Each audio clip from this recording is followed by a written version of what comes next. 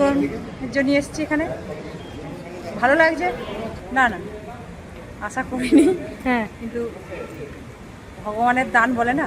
হ্যাঁ আমি একটা সাধারণ ঘরের বউ, আমি পরিচালিকার কাজ করতাম, সেই থেকেই আমার রাজনীতিতে আসা।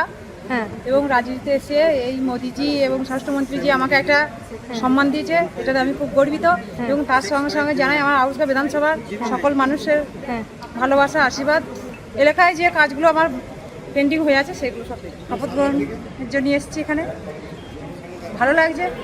না না, আশা করিনি, হ্যাঁ কিন্তু ভগবানের দান বলে না। হ্যাঁ আমি একটা সাধারণ ঘরের বউ, আমি পরিচালিকার কাজ করতাম, সেই থেকেই আমার রাজনীতিতে আসা। হ্যাঁ এবং রাজনীতিতে এসে এই মোদিজি এবং স্বরাষ্ট্রমন্ত্রীজি আমাকে একটা সম্মান দিয়েছে, এটাতে আমি খুব গর্বিত।